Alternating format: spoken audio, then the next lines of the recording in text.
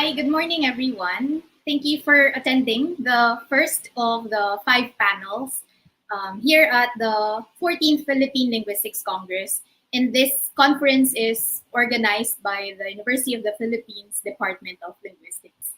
So let's start off today's session by introducing the title of the panel. So the title of the panel is Counter-Babel, Reframing Linguistic Practices in Multilingual Philippines. So obviously, we will be talking about the different aspects, challenges, and issues in accounting for multilingual communities with, of course, particular focus on the Philippine languages and the Philippine communities.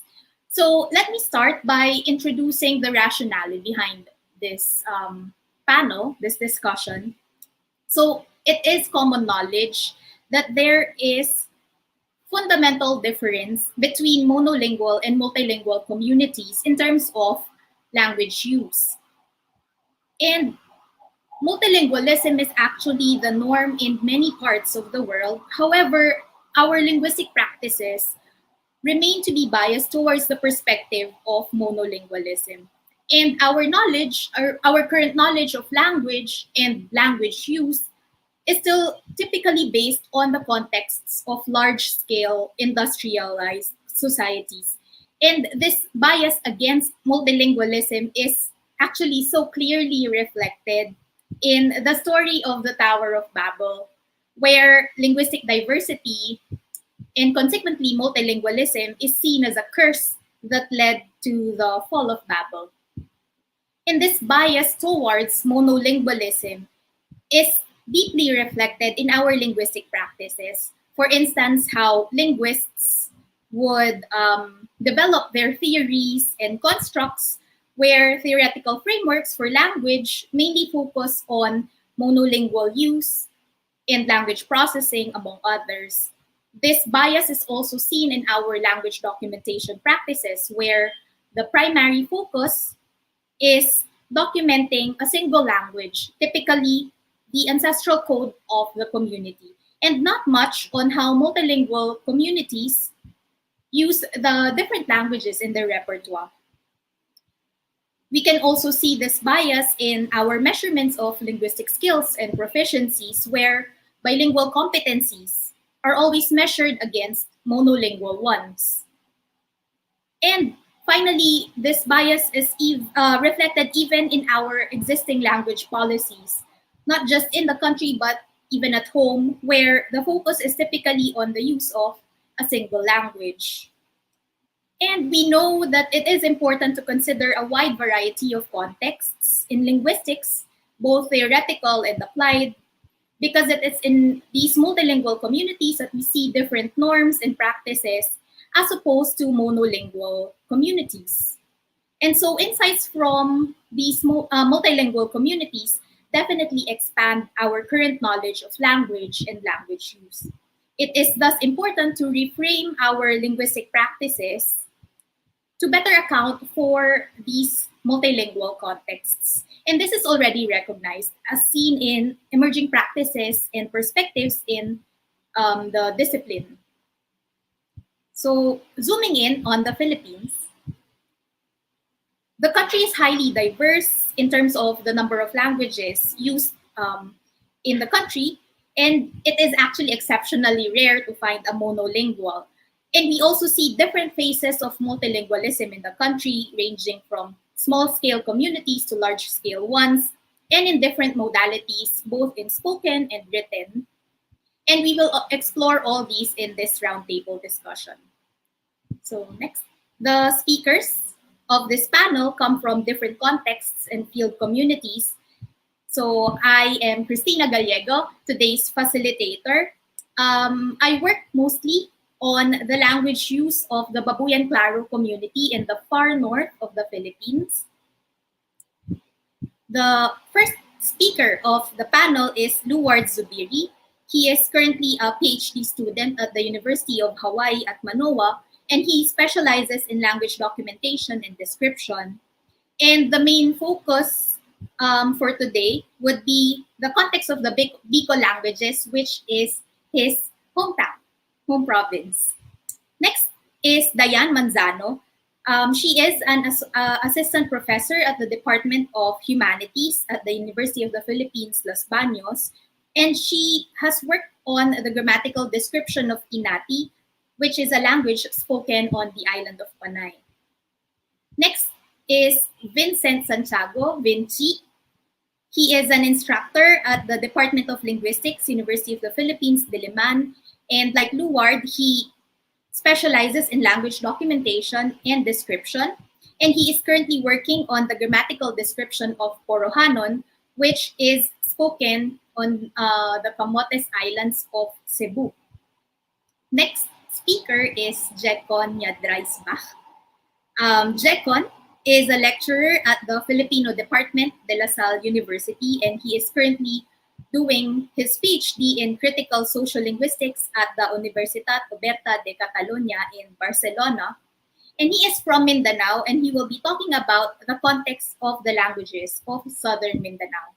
And finally, Ruani Tupas, Sir Topsy, teaches social linguistics in education at the Department of Culture, Communication, and Media, Institute of Education at the University College London, and he currently works on multilingual virtual interactions, particularly on Pinoy Pop. So before we begin, let me just briefly talk about the flow of the discussion. So the main part, of course, of the panel would be the roundtable discussion, which will be based on the speakers' experiences in working with their respective communities. And then we will have an open forum at the end.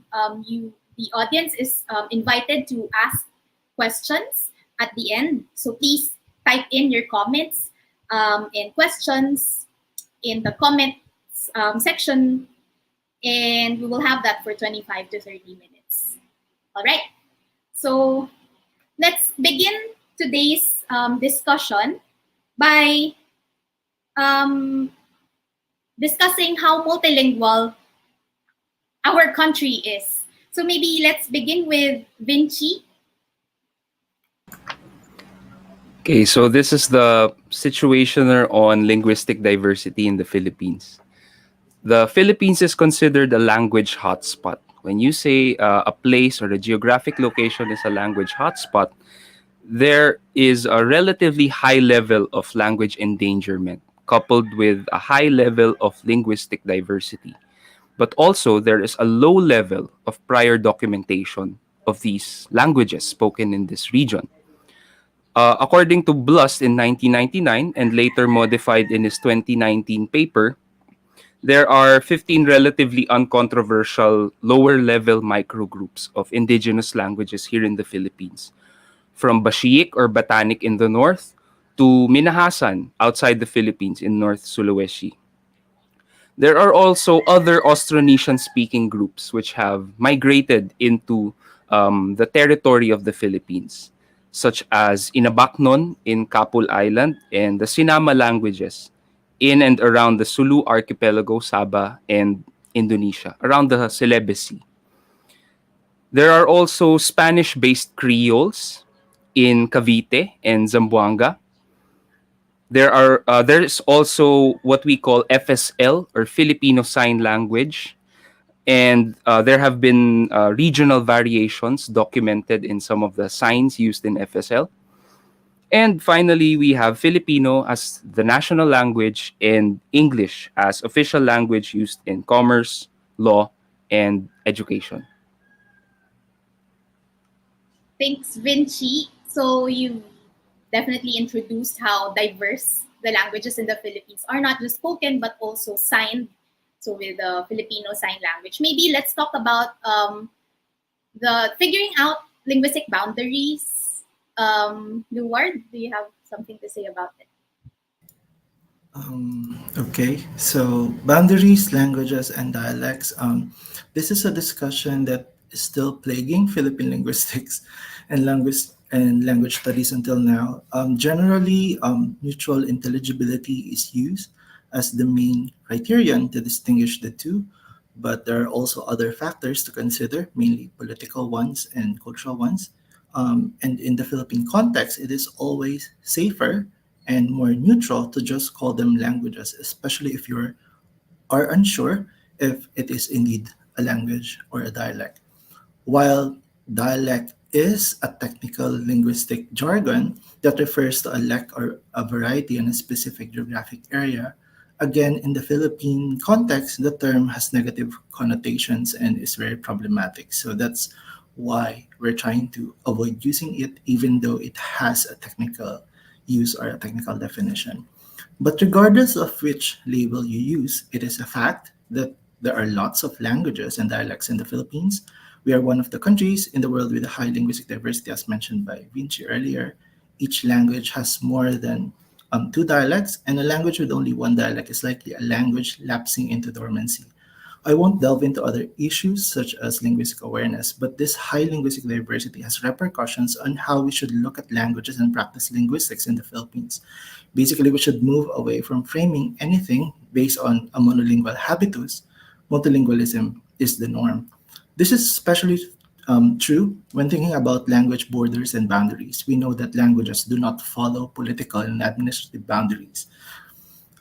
Terrain affects language diversification and speciation. People movement also blurs the boundaries and borders. Urban centers and diverse contexts pose particular problems in this regard. We know this from the Philippines' experience with MTBMLE or Mother Tongue-Based Multilingual Education. Traditionally, in Philippine linguistics, we've looked at languages as more of an L simplex, a simple, clear-cut system that's located in a specific area and distinguishable from others around it. But even before we are exposed to L complexes, groups of lex or varieties that has diminishing degrees of mutual intelligibility among themselves, it has been called chains or continuums, and now we have a label called macro languages. Macro languages introduced in ISO 639 industry standard refers to strongly divergent dialects of the same language or very closely related languages. An example would be the Bicol languages or the Bicol macro language, and I'll end by that. Thank you. Thanks, Luward. And you've already introduced how complex actually it is to determine language boundaries, especially if you're dealing with L complexes and macro languages. Now, again, we've been programmed into thinking that, there are strict boundaries between languages. And another complication, maybe, or something interesting is looking at how languages converge, actually, especially in highly multilingual context. So this can be seen in contact situations, and maybe Jekon can talk about language contact. Ayan, maraming salamat, Tina. Can you hear me? I'm not sure if you can hear me. Okay. Well, if we are going to look at the totality of the Philippine linguistic landscape, according to Ethnologue, we have more than 180 languages in the country. In what the Philippine government considers as highly urbanized areas, it is possible that people from different provinces and regions of the country flock and settle there. A primary socioeconomic condition could be for economic opportunities. This creates a linguistic landscape where differences, where different languages converge. However, historically speaking, the search for greener pastures has been a common factor or theme in the sociolinguistics of migration and language contact. Chavacano de Zamboanga, for example, as mentioned by, I think, Vinci earlier, as an example of a contact language emerged due to the convergence of Spanish, Tagalog, and other settlers in what we know now as Zamboanga City, Isabelas, Basilan, and other places nearby. Philippine hybrid Hokkien, some call it Lanangwe, emerged from the contact between Hokkien migrants from China and the Tagalog language as historically used in Manila. And from what I understand, there are varieties of Lanangwe within the Philippines itself.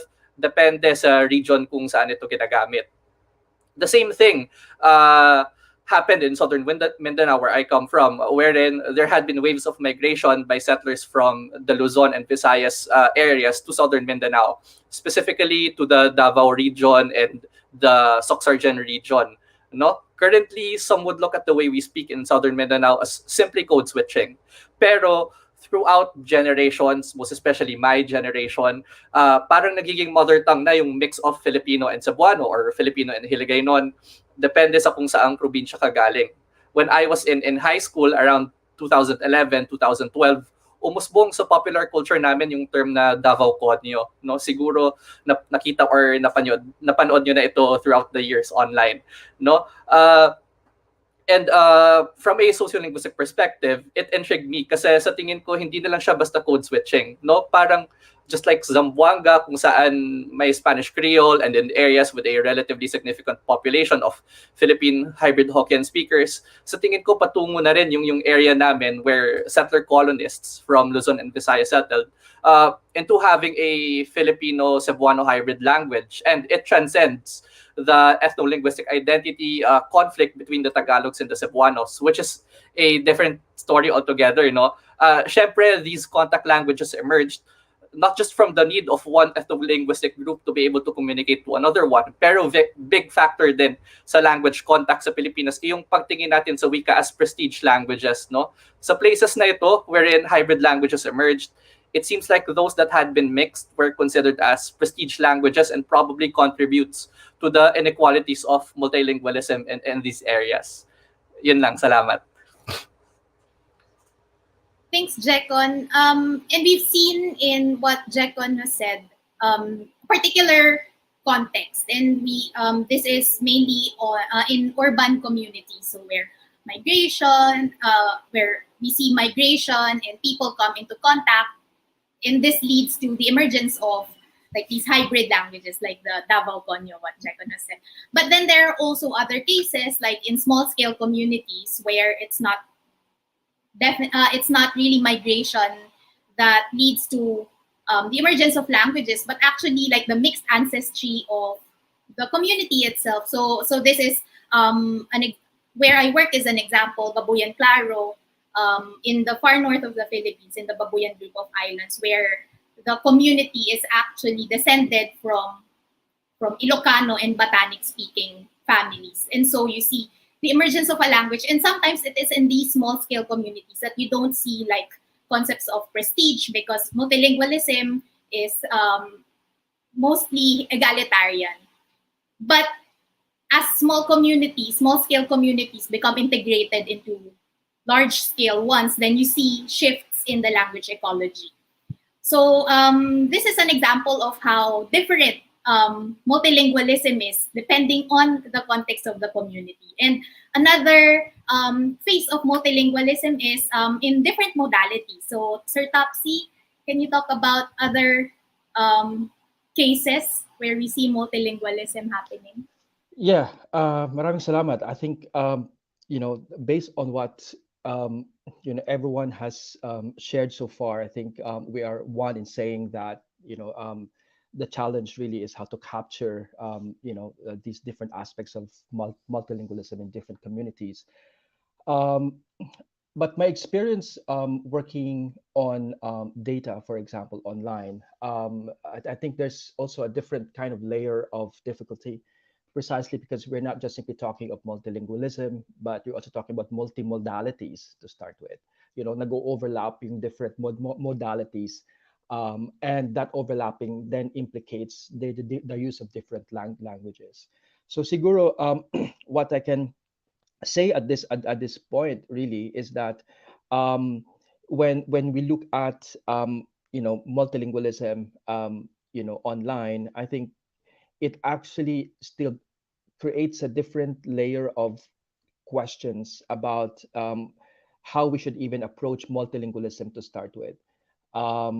I think because there's, multilingualism, there is this danger of still looking at linguistic practices of people and look at them, as if these are different monolingualisms. That one language here, one language there, one language there, then they all combine, and then we can talk about the different languages. Now online, it's far more difficult to do that, because the concept of multilingualism doesn't seem to allow you to just simply bring all these different sort of practices together. I find the idea of communicative repertoires more, more appropriate in capturing, how actually Filipinos, the young ones, for example, communicate with one another. Communicative repertoires in the sense that you have a certain function, you have a certain context. Like tayo halimbawa, di ba? Some of us here are familiar, for example, with a new setup on Twitter, of spaces where we talk. So there's the oral, but at the same time we also look at the Twitter text that are going on, which is also very written. So in, let's say, in fandoms where I am in, at the moment, SB19 fandoms, the SB19 fandom, I'm also magiliw, of Alamat, for example, and the different fandoms as well. Um, um, Teasing out languages is um, somehow unhelpful, all right? Because what you want to capture really is how do they actually communicate and how do they become meaningful. And so when you actually ask that question and try to answer that question, just teasing out these different languages don't somehow become very useful anymore. But just simply how do they do it, is a greater question. I will most likely be able to talk a little bit about it later on, but I think I'm just simply bringing this forward at the moment, as something that I think I myself struggle with. I don't have the answer, but I myself struggle with, because I also approach it in, being students, a student of languages as well. I approach it, and there's always this idea of, this aim of teasing them out, but somehow teasing them out doesn't seem to work, all right? Yeah. In this part, at least in this particular context, so it somehow throws out these kinds of issues in language description. That's a very insightful, Sir Topsy. And again, we see our bias towards monolingualism because our practice is to tease apart languages, particular languages, especially in like cases of multilingual language use. And actually, when we think about linguistic competence, right, we're still thinking about how a person is proficient in particular linguistic domains such as reading and writing and speaking. But also part of linguistic competence is how, for example, a bilingual is so aware of the different contexts in which they use their different languages. So they know which context would call for mixing, and they know which context would, of course, call for like keeping the boundaries of their languages separate. So it's part of competence when we investigate that particular construct. And finally, so a huge part of multilingualism is what Vinci has already mentioned. So if you see a place with high linguistic diversity, then it is also likely that you see high level of endangerment. So Diane, can you talk about this issue? And so, good morning, everyone. I'll be talking about language shift and endangerment since the topic of my master's thesis is about inate. And this is what I saw in my fieldwork. So, because of the different uses of languages in different domains, one that remains to be a challenge for multilingual communities is language attrition. So, most speakers would tend to use the more dominant and economically beneficial language, not only to accommodate their neighbors, but also to gain opportunities not available to their language. So in these cases, we see that speakers would have language shift. The language shift is a very long process of speakers choosing a better city type of living, and at the same time, it's not just the culture that they accommodate, but also it's the language of the city or of the center that they use. So speakers experience language attrition when they move out of their communities because they use the dominant or prestige language most of the time, i.e., in their work, in their community, in their immediate community, and sometimes in their home. So what happens is we see that the language in their home will only be used in that domain, and when they go out of the house or of the home, they would shift to another language. Now we see that is social-linguistic competence in a multilingual setting, no? Pero the problem with that is the mother tongue of the speakers are not used in certain domains where knowledge can be improved, or where knowledge in that language, can be used as well.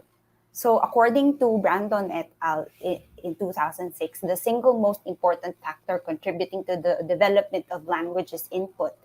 And most children acquire language spoken to them most by their primary caregivers.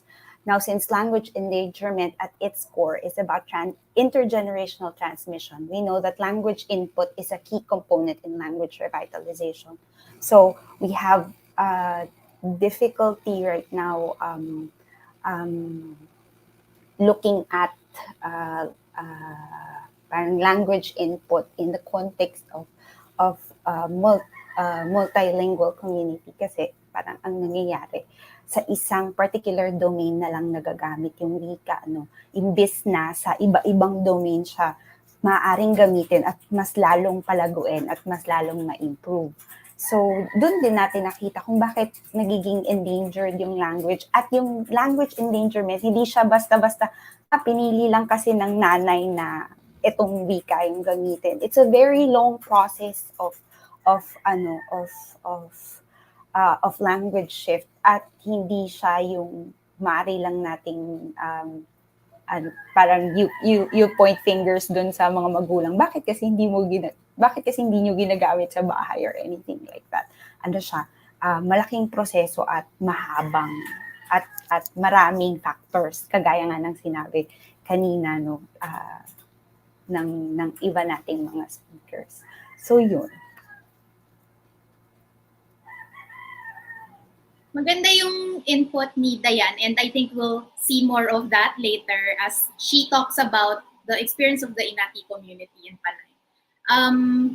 Now, to get a better grasp of how diverse multilingual contexts are in the Philippines, I'd like to invite all the speakers to talk about, to share a snippet of an everyday multilingual communication in their respective communities, just to,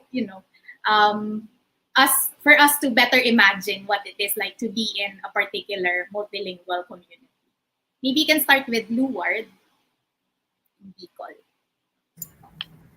Okay. So I'm a Bicolano from Daet Camarines Norte, and I actually finished high school in the Partido district in Camarines Sur. I cannot speak for all Bicolanos as Bicolanos navigate their communicative repertoire differently, but from what I've seen and I've observed growing up and, living there, accommodation among Bicolanos and other residents in the peninsula is apparent. So, for example, when I have classmates from Buhi who speaks Boynon, they'll probably talk to another person from Buhi in Boynon, but they will shift to Rinconada Bicol if they talk to someone from Nabua or Baao or Iriga, and then shift to Bicol Naga if they're talking to someone within Central Camarines Sur. But when we talk to someone from Verac o Pandan in Catanduanes, we use Tagalog because, again, as I mentioned earlier, Bicol languages are treated as a macro languages. There are varying degrees of mutual intelligibility. So sometimes you adjust and use a language of wider communication because the varieties you use are not mutually intelligible. So that's the case when we speak to someone, because I'm from Camarines Norte and I speak to someone from Catanduanes, so I probably will use Tagalog. Same with someone from Sorsogon, and same with someone from Masbate. And that's also true in reverse, that someone from other places in Bicol, when they meet someone from Camarines Norte, they would automatically assume that it's easier to talk to us in Tagalog, even though it's only the western side of Camarines Norte that's actually more Tagalog speaking. The eastern side of Camarines Norte, which Diet is located, is more Bicol speaking. We have a particular variety of Bicol called Bicol Diet, and that has like different features compared to Bicol Naga. And then the middle of Camarines Norte is being a complicated case because that's where contact happens, because that's where Bicol and Tagalog essentially meet. And there are other non-Bicol languages too in the peninsula. There's Manida in Camarines Norte, Inagta Iriga and Inagta Isarog in Camarines Sur, and then we have Inagta Sorsogon in Sorsogon. So we see lots of accommodation occurring among Bicolanos because they always navigate when to use their languages, to who they use their languages, and where they use their languages. So that's it. Thank you. So this is again what we say when we talk about competence. So people are clearly aware of when and where they use their different languages. Luar, just a quick question. Because it's a highly diverse like community or region, are people aware of the boundaries of these languages or lects? So as a linguist, I usually say that I consider within the Philippines, I usually highlight the linguistic awareness of the Ivatans in Batanes and then the Bicolanos because they will always point out, oh, this place will speak this way, or this is the sound in this word, and this is how they will say this thing. So yeah, I think Bicolanos in general are very aware of where the intelligibility ends and when intelligibility starts. So that's why, in my case, again, because I'm from Camarines Norte, there's a very there's a markedness to like residents from Camarines Norte that were part of the Bicol region, but not that Bicolano enough. So they usually, again, use Tagalog to talk to us. So. Yeah. So we see how language is so emblematic of the community. And this is reflected in, speakers' awareness of the boundaries. Vinci, can you talk about your community next? Okay, let me just preface what I'm going to say right now by sharing that this is based largely on previous studies written by Dr. Zork, of course, and John Wolf, and the tourism officer of the municipality of Poro, si Ma'am Joy Tawil, if she is watching. Hello po, ma'am. And a brief field trip to Poro in 2018. So Poro, let me just show the map here, is the middle island of the Camotes Islands. And the municipality of Poro is on the northwestern side of the island of Poro. So nung 2018, bago ko ikwento yung experience ko sa maikling field trip ko sa komunidad na yon, ang isa kasi sa shibboleth or distinguishing feature that marks Porohanon, the variety spoken primarily in the municipality of Poro, is that they have the sound z instead of the glide y, which you would see in Cebuano, Binisaya. For example, let me show this sign. So, syempre, karamihan ng mga tao siguro ay pupunta sa Camotes para sa beach. Ako ay pumunta para sa linguistics, di ba? So, itong sign na to ay nagpapakita nung salitang dazon. Dazon ka mo sa buhurak. So, siguro ang mga ibang Visayan varieties and languages ay magsasabi ng dayon or padayon. Pero sa Porohanon, before a vowel, magiging Z ang kanilang manifestation ng tunog na yan. So, nung una akong lumapag dun sa pantalan, dun sa port of Poro, syempre dala-dala ko yung bagahe nung previous research nung RRL na yes, they are bilingual in Cebuano, but in these certain domains, they would speak Porohanon. Pagdating ko dun sa first day ko dito sa Poro, na-disappoint ako kasi hindi ko naririnig yung Z. Hindi ko naririnig na sinasabi nila sa conversations nila. Of course, I overhear dun sa tindahan ng burger, dun sa bilihan ng pandesal na nag-uusap sila ng Binisaya ng Cebuano. Na medyo nagulat ako kasi 'di ba dapat sinasabi nila yung Z or dapat nandun yung Z sound sa mga salita nila. Although, a few days later, nung naki-sit in ako sa kanilang mga festivities during that time, kasi December yun, at nakausap ko pa yung ilang mga representatives of the community sa LGU, pati na yung ilan sa aking mga consultants, ay lumabas naman yung mga shibboleth, yung mga distinguishing features na iyon na aside from the Z, of course, you have these case markers or yung mga particles that precede the nouns sa kanilang sentence, which instead of Cebuano ang, you would have Porocanon an. At saka dun sa mga dun sa kanilang pronouns, instead of having glottal stop nato, for example, ang sasabihin nila ay naton or aton. Bukod pa dyan, yung kanilang existential word ay ara, pero ang Cebuano ay aduna or naa. Marami ding mga things that distinguish Porohanon from Cebuano, kahit na ang Poro technically ay politically bahagi ng lalawigan ng Cebu. So, yun na muna siguro.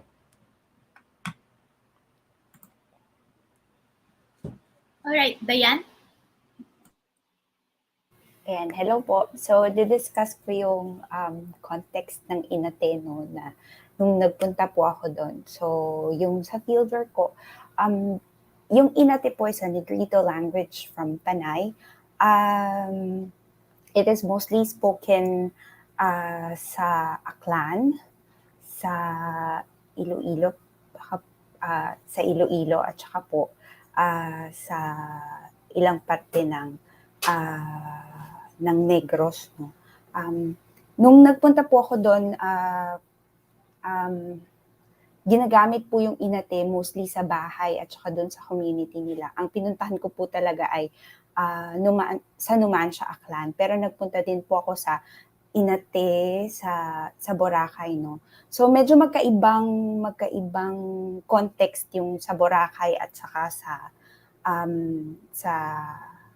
sa Numancia, Aklan. Yung sa Numancia, Aklan po, it's in the city. Tapos yung Boracay, of course, nasa island po sila. Pero kung nakapunta na kayo ng Boracay, alam naman po natin na it's a tourist spot. So iba po yung language context doon sa Boracay at sa Numancia, Aklan. Doon sa Boracay, may pangangailangan na matutunan ng mga Inate yung English dahil kailangan nilang mag-accommodate lalong-lalo na dun sa mga visitors, no, sa mga tourist visitors kasi nasa kanila sila yung may kapital at marami din sa mga restaurants at saka sa mga hotel sa Boracay ay mag-accommodate sa mga tourist. So may linguistic capital ka kapag marunong ka mag-English, no? So mas marami sa kanila would prefer to learn English dun sa Boracay dahil mas makakuha sila ng mas maayos na trabaho kapag marunong silang English. Pag tinignan natin ito dun sa konteksto ng Inate sa Numancia, Aklan, mas nagpe-prefer sila or mas nag-shift sila sa Akyanon dahil yung karamihan dun sa kanilang neighbors sa Numancia, Aklan ay Akyanon speakers, no? At kung makakahanap sila ng trabaho sa Aklan, sa mismong sentro ng Aklan, marami doon ay gumagamit ng Akyanon, no?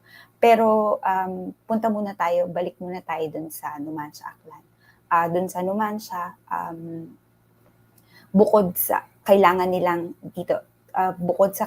nilang matuto ng Akyanon, nag-aaral din sila ng Hiligaynon dahil may mga Hiligaynon speakers na pumupunta sa Aklan. At Hiligaynon yung ginagamit, no, bilang regional lingua franca ng Panay. Ginagamit din yung Hiligaynon sa church, no. So yung iba sa kanila would go to Christian churches, tapos Hiligaynon yung ginagamit sa prayers, ganyan. Tapos of course, dahil prestigious language din ang Hiligaynon doon. Pero bukod doon, pag pumasok tayo sa eskwelahan, no, ginagamit ang Aklanon lalo na sa college. Pero syempre, merong mga subjects kung saan ang ginagamit ng mga estudyante ay Filipino, yung national lingua franca natin. At saka, of course, yung English, no? At dahil international lingua franca yun. So, kung makikita natin doon sa konteksto ng Inate sa Aklan, ang daming levels nung kailangan nilang matutunan, no. Of course, kitang-kita yung social linguistic competence dahil sila yung alam nila kung kailan mag-a-adjust, no, at kailan mag-a-accommodate, anong wika yung dapat na gamitin para sa mga particular na tao. Pero nakikita din natin, halimbawa, yung isa kong informant, si Nanay Lily. Sabi niya gusto niyang matuto yung anak niya, no, ng Inate. Yun yung una niyang sinabi sa akin nung nagpunta ako sa fieldwork. Kaso sabi niya gusto kong matutunan niya yun para alam niya kung ano yung wika namin. Parang ganun yung sabi niya. Pero sabi niya, makakatulong ba yun kapag mag-aaral na siya o kapag magtatrabaho na siya, no? Kasi yung anak niya, yung panganay niya, si Maricon, una niyang tinuruan ng Inate, no? Pero as time goes by, dahil mas nagsistay na si Maricon sa syudad, nawawala na rin yung ilan sa mga, sabi ni Maricon sa akin, hindi ko na maalala kung ano yung term dyan, ate, at tatanong ko na lang si nanay, parang gano'n. So, doon ko nakita yung language attrition, no? Dahil sa ilang domains, hindi na nagagamit yung Inate, so nawawala na rin, at dahil hindi na nagagamit yung wika doon sa domain na yun, nawawala na rin yung knowledge doon sa particular na domain na yun. So, yun. Kitang-kita, no, na hindi mo naman talaga masisisi yung mga pamilya kasi hindi man sila nasa bubble and nakapaloob sila sa mas malaking di ba, mga social processes, and hangga't umiiral yung mga yun, then of course hindi masosolusyonan yung attrition, endangerment. Exactly. Si Jekon? Ayan, okay. Maraming salamat, Tina. Siguro maganda na ipakita natin dito yung photo na ipinadala ko sa iyo para makita yung multilingual contexts sa amin, specifically in areas that are predominantly populated by Cebuano settler colonists in southern Mindanao. So hopefully you could show that for a minute para magkaroon ng idea yung manonood sa kung ano yung everyday communication sa amin sa southern Mindanao, no. During the American colonization of the Philippines and the post-war era, there had been a large migration by people from Luzon and the Visayas to quote-unquote developed areas in southern Mindanao that were at that time still primarily inhabited by Moros and indigenous peoples. Kaya I consider southern Mindanao, specifically Davao and the Soxargen regions, as a microcosm of the Philippines. The languages predominantly spoken, depending on the settlement, are Cebuano, Hiligaynon, and Filipino. And despite the ethnic Tagalogs being a minority in our area, ang Filipino language ang itinuturing na prestige language as it is used by the economic elite, and the economic elite are close with the powerful people in the capital, which is Manila. There are significant communities of Ilocanos and Kapampangans as well. Sir Ruchi from UP Visayas told us na noong nasa Maynila siya, he overheard people speaking Kapisnon. Tapos nung tinanong niya kung taga saan, sabi niya taga Sultan Kudarat daw yung kinausap niya, which is a province in southern Mindanao. I also mentioned earlier na common na sa generation ko ang paggamit ng hybrid Filipino Cebuano language or Filipino Hiligaynon language, no. Imagine in a 500-meter street, yung magkakapitbahay speak Filipino, Cebuano, Hiligaynon, and English, no, on a daily basis, no. So on a daily basis, we are exposed to 4 different languages, and that is the kind of linguistic landscape that we have. And by the way, no, I use the term settler colonists to refer to the Luzon and Visayas migrants to southern Mindanao. No, what is commonly used in literature right now are settler slang.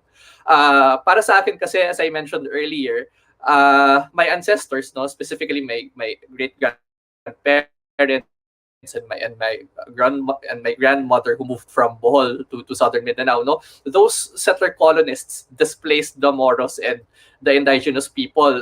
Marami siguro magre-react sa akin dito, no, from their ancestral lands. Hindi lang basta inequalities of multilingualism yung nangyayari, kasi aside from their languages being disenfranchised, may nangyayari ding social injustices sa kanila, no. So yun lang, salamat.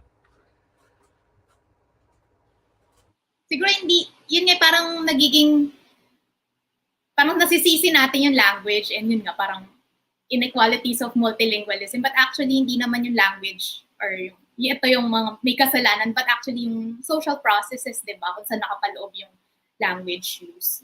And lang, just to pick up Jekon, so di ba dito sa ganitong mga multilingual communities, hindi lang yung competence is not just, speaking or actually using the language, but also yung receptive skills. So merong tinatawag na receptive multilingualism, na people can understand yung language of the other, but they don't use yung language na yun. And part yun ng competence ng isang multilingual speaker or user. And finally, Sir Topsy. Okay, yeah, so actually fascinating stories. So I actually would like to pick up from Diane first, right? Kasi just to put myself a little bit more comfortable, kasi aklanon ako. And I see how accurate her description is, really. I think some of you also made references to it in terms of inequalities of multilingualism, for example, of different languages. Not just being distributed, but are of, it's a hierarchy of languages, and that somehow impacts, language choices as well. Because I also remember growing up, with Hiligaynon basically as, a more powerful language than, let's say, Afghanon, and so on and so forth. But I mentioned that because I think there's still some sort of awareness, of the different domains that perhaps we use them in, not very much distinct from one another, really. But when you actually when I actually move, for example, online, linguistic boundaries don't seem to be clear. I mean, definitely will not be very clear, and that's what I said.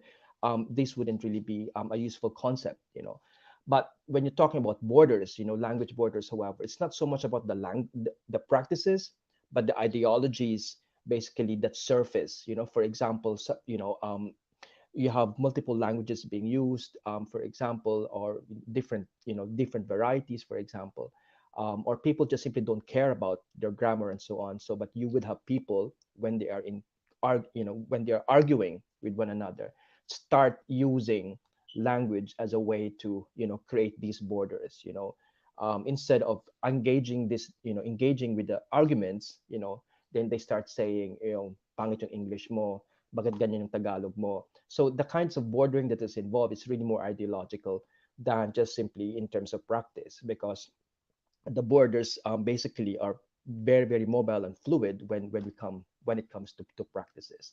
Now, just a little bit of a description, or just to give you a snippet of course, of something that's happening online. There's just so much actually there's going on there. But I've also written a little bit about this in some newspaper articles. No? So for example, isang artist, like for example, Ken Susan of SB19, who is Bisaya, would post something like a screenshot of a conversation with his dad in Bisaya. Of course, we know that even then, in such a very huge fandom, Bisaya is a marked language. Yung more unmarked would be, Tagalog and a little bit of English there. So, ano nangyayari without him explaining what it is? So there are many different responses. Una, syempre, the Bisaya fans would come together and say, okay, so I am translating it this way. So this is the translation. All right, that's number one. All right. Number two, some of those who don't understand Bisaya, for example, would then just try to call people out. Can you please help me? Understand what's going on, or what's happening in this conversation between Ken and his dad.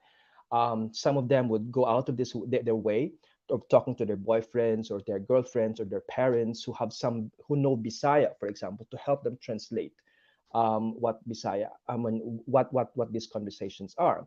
Now, another fascinating thing also is that some who speak in other Philippine languages would start trying to make connections between Bisaya and their languages, like for example, Aklanon or Hiligaynon. And so basically saying that, I don't understand all of it, but from what I pick up, this is what's seems to be happening in the conversations, right? Of course, meron pang another layer dyan na nuances kasi yung sometimes, I don't have the words now, but sometimes even the translation or the use of a particular word, which is Bisaya, depende kung saang ginagamit na Bisaya, di ba? So nagkakaroon ng, hindi naman yan ang big sabihin yan. Hindi naman, Ken is from, he also has lived in Zamboanga, but he has also lived in, stayed in this particular part of Mindanao, but someone from Cebu actually translated it. So nagkaroon ng parang intercultural communication na in terms of like the nuances of the meaning, even if it's all in Bisaya. I guess the point here, and I'll be picking up later on from this, is that people's response to all of these like overlapping uses of or these linguistic or communicative repertoires, right? Doesn't seem to be something that bother them, but something that they pick up on as a way to get to the meaning, all right? Which is so much different, for example, in context such as education, where something like this will be frowned upon and said, this is something problematic, But dito sa konteksto na ito, hindi eh. Somehow the discussion linguistically only starts, like, hindi ko to naintindihan, but at the end of the day, when the content seems to be clearer because of these negotiations going on, then nawala na yung issue ng language eh. Nagkakaintindihan na and people now start talking about the content. So the approach is really more about like, if everyone is embracive, is open to these different overlapping linguistic practices, right? More communication takes place. As opposed, for example, in more policing kind of context, such as education, which is the next one, right? Nagkakaroon tuloy ng parang, boundary making. So, instead of facilitating communication, it prevents, the facilitation of communication. Ayan. Thanks everyone. So Diane, you want to add something?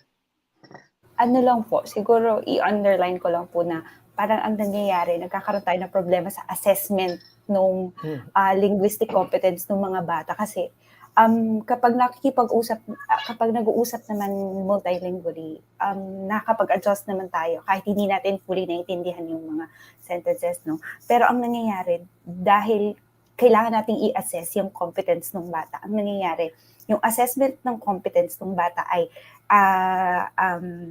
in comparison with a monolingual person. So, ano na yun, doon na nga pumapasok yung inequality dahil hindi nagbago yung model natin ng assessment or hindi nagbago, hindi nag-change. So, yun. So this is exactly what I've been talking about when I mentioned yung assessment of language competence and skills. Kasi laging measured nga against monolingual competence. And we know that very different yung processing ng isang monolingual sa isang bilingual or multilingual. And we've already heard from each of the speaker some of the issues and problems that these multilingual communities face. And now I'd like to highlight this particular point. Maybe Sir Topsy again can talk about some of the challenges these multilingual communities face in the country. Well, in education, halimbawa, I think I pick up again from Diane. Sorry, Diane, it's not because I'm a Klano now, but I'm in education. Because there's a huge. I mean, I think I recently gave a talk on knowledge gap, right, in education, meaning that what we actually know about what's happening outside the school, um, and what is being taught and what is being assumed to be outside of school. All right, there's just so much, there's a gap between the two. And I think it's if we want education to be as meaningful, for example, as possible to our kids, to our youth, for example, then somehow yung knowledge gap na yan has to be bridged, right? Kasi there's always, again, gaya ng sabi din ng iba, there's always this assumption that what is happening outside is something that is looked at upon, that is devalued, and so on and so forth. So how do you bridge that gap, for example? So you bring such information, you bring such experiences into the classroom. So in my case, for example, in the context of teacher education, where I try to introduce this whole idea of translingual disposition. Translingual disposition in terms of how everyone needs to be open, and embracive to the linguistic practices and the cultural and linguistic practices that students bring along with them into the classroom and use them as resources for teaching. All right. The common and the usual assumption is that these cultural and linguistic practices are dangerous to learning. All right, that these linguistic and cultural repertoires do not seem to align with what the state wants for the students. But research has shown again and again and again that if you tap into, I mean, it's fundamental to pedagogy. You start where our children are, you start where our students are. And so when you start with what they have, what they know, for example, and use that as resources for teaching, they actually help facilitate whatever it is that you're teaching, whether even the English language classroom, which is also my area of research. Even the use of cultural and linguistic resources, all right, can facilitate more effective teaching of English, all right?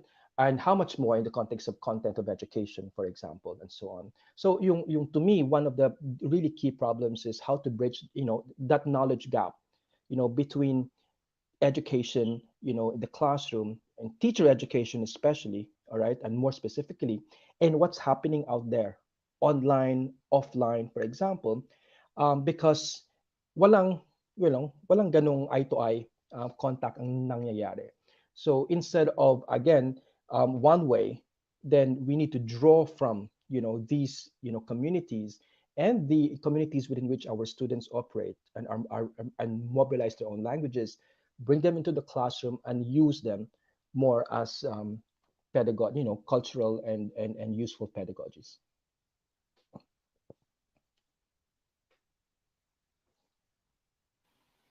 Contextualizing education and learning. So starting from where the students are.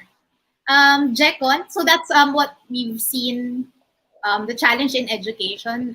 Jekon, can you add more to this question? Siguro ang input na madadagdag ko doon sa nabanggit ni Sir Tapsi kanina ay sa perspektiba ng parang conflict between family language policies and itong uh, national language education policies natin, ano. And I would like to focus on the context of Southern Mindanao, specifically Davao as a research site where language contact is a big factor in the problems of multilingual communities. No, and then please correct me if I'm wrong, no, but it seems like the MTB-MLE program implemented by the Philippine government through our public schools are designed to mainly cater to a student population, no, in areas wherein the dominant languages are their mother tongues, like in Luzon and the Visayas, where we're Cebuano, specific Bicolano languages, Hiligaynon, Ilocano, and so on are spoken, no. Doon sa Luzon and Visayas, siguro translanguaging is possible between the mother tongue and English or mother tongue and Filipino. Pero sa context ng Southern Mindanao, sa tingin ko hindi ito applicable kasi even the parents of today's youth, no, basically the generation of my parents, those who were born in the mid 1960s hanggang early 80s, no, yung parents ng mga bata ngayon, they were already exposed to a linguistic landscape where language contact was already prevalent, no. And there are significant differences in the languages that we use, no. May malaki na yung differences ng varieties na sinasalita namin sa Southern Mindanao compared to those spoken in the Visayas, for example. I just remember this quote, no, from a French psycholinguist, François Grosjean, and actually nabanggit na ito ni Sir Tapsi kanina, no. Bilinguals are not two monolinguals, and I will also apply it in the Southern Mindanao context, no. We multilingual speakers are not 3, 4, or 5 monolinguals, no. Our lack from one language is compensated by another one or two languages, no. This is how we develop. Kaya reklamo ng parents, no, who sent their children to public schools, why are they using education materials that are using the Cebuano language or the Cebuano variety that is mainly spoken in mainland Cebu or siguro yung standard na ginagamit sa Metro Cebu? They cannot understand it, and they themselves, no, are having a hard time teaching their children because they don't speak or use the variety of Cebuano that is from Metro Cebu, no. Gusto nila magkaroon ng education materials that are applicable in their context and is using a language that they can understand, no, para maturuan nila yung mga anak nila.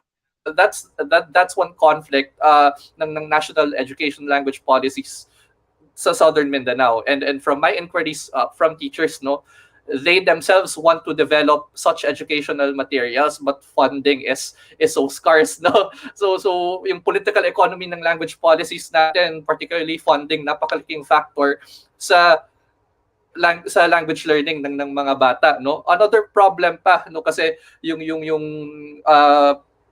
research ko for my master's thesis and my PhD thesis ay on family language policies talaga, no. And as I mentioned earlier, no, Filipino is considered to be a prestige language or a sociolect in Southern Mindanao. If you belong to the middle class and up and you send your kids to private school, no, your sociolect is Filipino. I was exposed to an environment na predominantly Cebuano population, but I am a Filipino speaker primarily, then English, then Cebuano, no. So may ibang may somewhat disconnect doon sa dominant language that is spoken by by the environment. In school, given that they learn English, no. One parent told me, non-verbatim ito na Bisaya is already spoken predominantly by the region's population, no. So matututunan naman ng mga anak nila ito and on their own, and then they can focus on using Filipino and or English at home. The discrimination on being Bisaya or speaking Visayan language also exists in some well-off families, unfortunately. No, if you pronounce something with a certain accent, the kids will laugh at you, no. Dagdag ko pa, although hindi ito sakop ng fieldwork ko, but from personal and personal observations and knowledge, no, Moros and indigenous peoples also had to adjust to the predominant language, no, in addition to their mother tongues and home settings, no, Maranao, Maguindanao, Blaan, Manobo, etc. They also have to learn Cebuano, Hiligaynon, Filipino, and English, no. So for them to be able to do business or find work, no, they have to also adjust and speak to the dominant language which creates a language attrition doon sa mother tongues nila, supposedly na konektado sa kultura nila, no? Their own languages are minoritized in their own ancestral lands, no? A huge social injustice. And tama yung nabanggit nyo kanina, no, na walang kasalanan ang wika, no? Thanks for emphasizing that earlier, Sir Ruchi, no, sa comment section natin, ano. May long established injustice talaga sa socio-cultural processes na nangyayari ngayon sa Southern Mindanao. Yun lang, maraming salamat. Ay, nabanggit na ni Sir Topsy and Jecon itong, yun nga, one solution, I guess, dito ay yung current nga na mother tongue based multilingual education where students are learning in their mother tongue. But again, ang daming complications nitong language policy sa bansa, sa highly multilingual country like the Philippines, 'di ba? And even if you use a particular language for education, nai-ignore pa rin yung variation dito within the language. And so yun nga, parang may gap pa rin dun sa learner. Maraming problems pa na kailangang i-resolve, and this goes beyond language and language use. Pagdating naman sa theoretical aspect, siguro yung pagdating sa language documentation, what are the different challenges that us as researchers of language encounter when we work on multilingual communities? Siguro we can start with Luward. Okay. While I've worked with other communities in the Philippines, like the Sama communities, the Mangyan communities, because when I learned that we're talking about challenging the monolingual habitus, I believe that challenging established practices starts from home, because as we all know, it's difficult to challenge the status quo. So if you want to reframe things, I would like to start from home, and that's why I'm talking from the Bicol perspective. Anyways, in my case, I'll focus on 4 different areas. So that's language mapping and visualization, mother tongue-based multilingual education and IPED or indigenous education, assessments of vitality and intergenerational transmission, and then language documentation. So for the first one, for language mapping, anyone who have done like lexical mapping, dialectology would know that even though the maps are beautiful and it's easy to digest the information in dialectological maps and in lexical maps, it kind of presents an oversimplified picture of the situation in a specific area. So even like thinking back to borders, boundaries, and languages and dialects, it's hard to portray a good illustration or picture of any area if you're using like traditional dialectological methods. So in my case, it's a self-reflection and self-criticism because I did several dialectological work. So that's one of the challenge. So now, at least in some other emerging approaches in mapping, they kind of use a different approach of like illustrating or portraying percentage of user use or speaker use per specific language feature to show the variation in like a specific area and a specific feature and other non-linear and non-monolithic representations.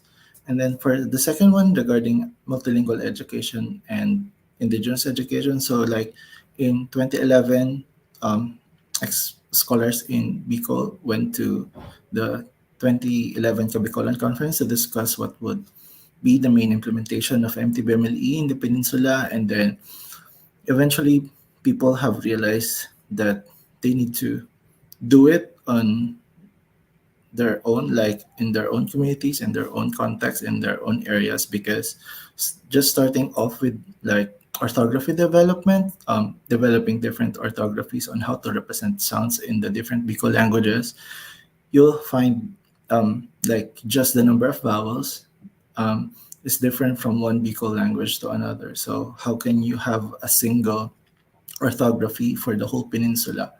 And then come 12, when you have the mass implementation of MTBMLE, and then you encounter materials development in the different Bicol languages, you again realize that you need to contextualize and then develop localized materials in different areas, because even if you develop materials, for example, based on Bicol Naga, that's not necessarily um, usable in like Catanduanes or in Sorsogon or in Camarines Norte.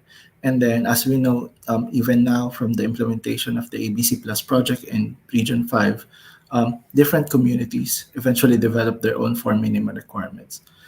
And then going on top of that, the speakers have discussed earlier the problems with assessment, and especially talking about endangerment. You usually assess either intergenerational transmission and vitality in terms of assessment of production or assessments of comprehension.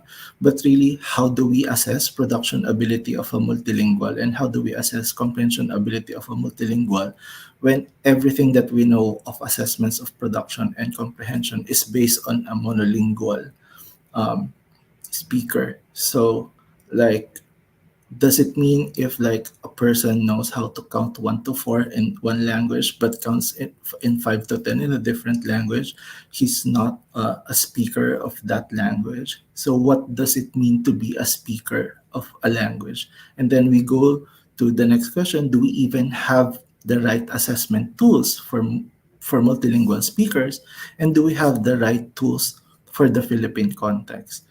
And then going further for language documentation, because if you assess endangerment and vitality, you also deal with how do you represent documentary record of these languages. So in the case of Bicol, because Bicol generally is not that of a priority for language documentation, because there are other languages in the Philippines in the lower end of the vitality scale, it is still important and necessary to come up with a way to build a Bicol corpus that embraces the diversity of Bicol languages. So a way on building a Bicol corpus, essentially, that's not only Bicol Naga, because that's one of the things we want to challenge within like the Bicol perspective, that anything Bicol is always, sorry Naga, but that's the case, it's always Naga.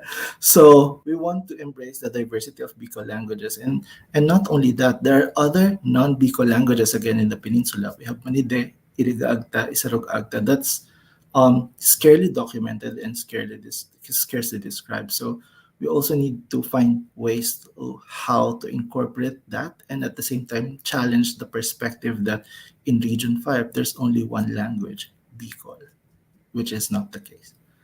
Thank you. Vinci, can you add more to that? Well, let me just say that I agree with what Sir Luard discussed on maps being loaded, diba? They come from a particular set of I guess valuations for the data, and they are representations of a certain way of looking at data. So in connection to that, si John Wolfe kasi ay may mapa sa kanyang 1967 paper where Poro Hanon was first put in the limelight ng linguistics literature. And in that map, you have these very discrete lines and boundaries kung saan daw sinasalita mainly yung Porohanon, which areas of the Camotes Islands have Porohanon with a Cebuano majority. You have areas of the Camotes Islands with Porohanon Porohanon majority with a Cebuano minority. Those kinds of gradients and those kinds of scalings na I don't think it's really that discrete. And moving to another problem, and pinapag-usapan namin ni Sir Luard to, yung pandemya ngayon, no? Yung kinalalagyan nating sitwasyon na hindi tayo pwedeng lumabas at pumunta doon sa mga komunidad na face-to-face. I mean, how will we observe these dynamics and this push and pull, this constant interrogation between speakers of Porohanon, and when they will shift to more Cebuano speech patterns. You also have Waray speakers in Camotes Islands. How will you see that play out in a remote setup, in through Zoom or through StreamYard, without seeing them in their own community using these varieties, using these lects as uh, um, in their everyday dealings? Yun yung nakikita kong mga hamon, challenges sa pananaliksik ko ngayon. Lastly, Diane. Ayun, susugan ko din yung sinabi ni Vinci at saka ni Sir Lord na isa sa mga hamon, still, na hanggang ngayon challenge pa rin para sa akin ay yung pagmamapa, no? Lalong-lalo na dun sa dialects ng Inate kasi pag pinagsama-sama mo yung data from different sources, no? Dahil nagbago na rin siguro yung landscape, yung linguistic landscape ng Inate ngayon, meron ka rin nakikita na at tinatanong mo kung tama ba yung nandun sa previous na mapa. Tapos recently, ang tinatanong ko ay Inate, yung Inate po kasi marami siyang variants, no? Inete, Inate yung usual na tinatawag ng mga outsiders, no? Pero sa loob ang tawag sa kanila ay Inete. Pero meron po tayong Inata, no? Yung Inata ay nasa Negros. Tapos some would say na para din siyang Ati. Pero meron ding nagsasabi na it's a totally different language, no? So parang hindi ko alam kung paano ko siya i-reconcile. At the same time, ano yung kagaya nung sinabi ni Sir Lewart kanina, ano yung mga proper assessment na dapat kong gawin para ma-establish yung relationship ng dalawang languages, parang gano'n. Tapos yun, another yung pagpili ng informant, kailangan, syempre meron tayong merong model ng informant na gusto mo na parang kumbaga monolingual, tapos matatas dun sa wikang yun, tapos medyo matanda na ganyan. Pero nakikita mo kasi yung vitality ng wika dun sa mga mas batang speakers, no? At kung ano yung nakasulat sa, halimbawa, yung ang una kasing nagsulat ng Inate ay si Penoyer, at nakabase ang kanyang description sa Inate sa Iloilo, no? At makita natin yung difference ng Inate sa Aklan. In fact, ginagamit na nila yung ang sa Aklan at hindi ginagamit yung ang doon sa Iloilo. So ngayon, I had to wrestle with that kasi masasabi ko ba na iba tong Inate na to, gaano kaiba tong Inate na to, etc. etc. So yun yung mga tanong at saka yung mga challenges. Lastly, na siguro kailangan nating pag-usapan din talaga yung research fatigue ng mga informants, no? Hindi ko kailangan marunong kang mag-observe dun sa kung kailan pagod na din yung mga informants mo. Yun, na-discuss ko din to nung una kong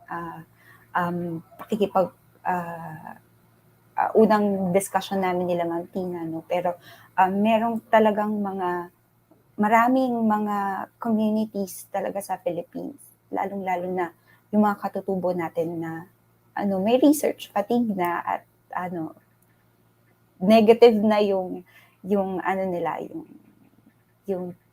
perspective nila sa research kasi pagod na kami. Ang dami yung tanong pero wala namang bumabalik sa komunidad namin. So yun po. Siya, very common sad story sa communities ng Philippines.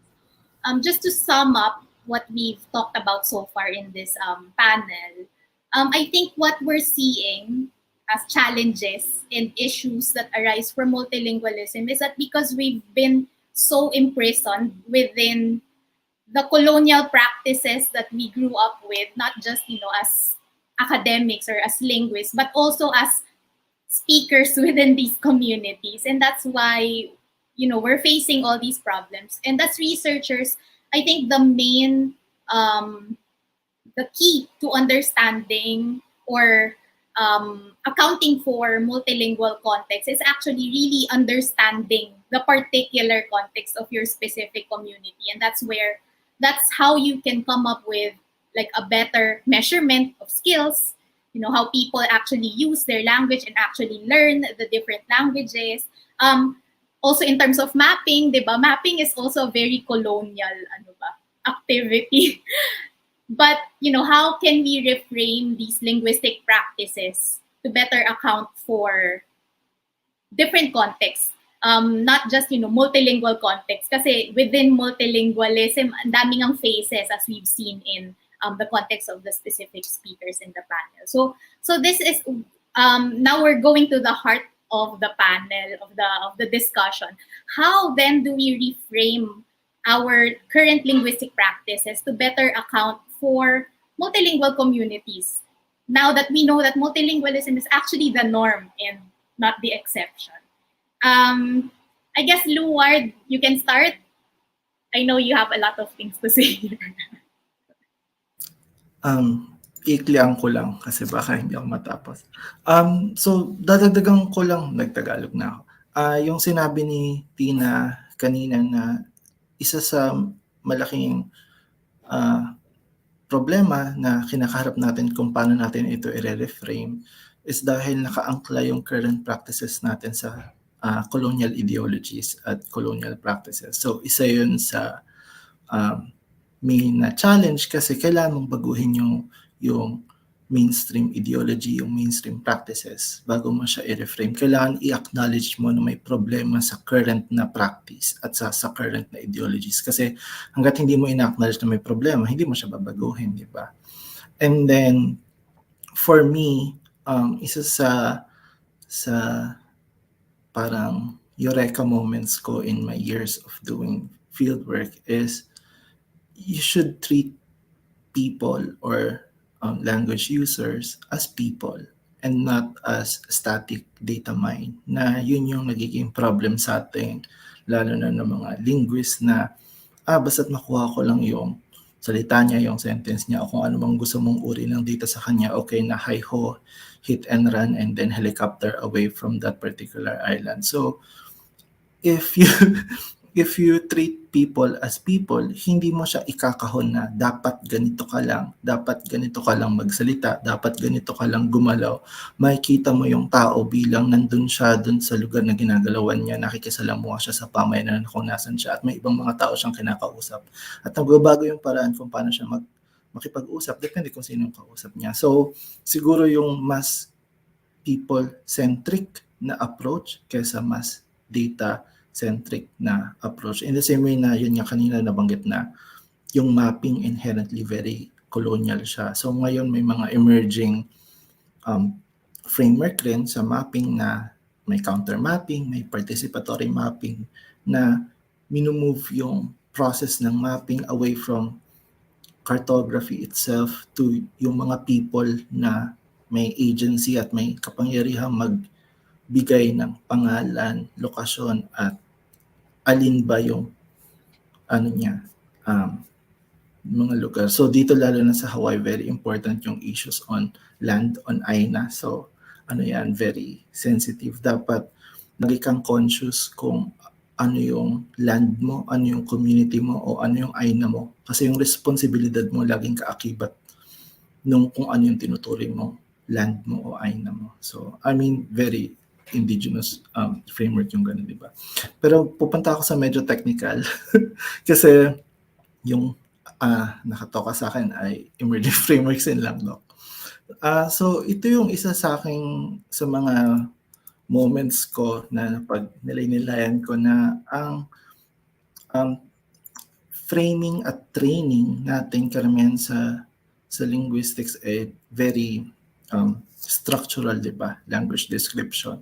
Sunod, isa sa parang main tenets na na-expose tayo ay we learn that language purity is a construct. There's no such thing as a pure language. So any linguistics major at practicing linguist, di ba, naniniwala sa ganon.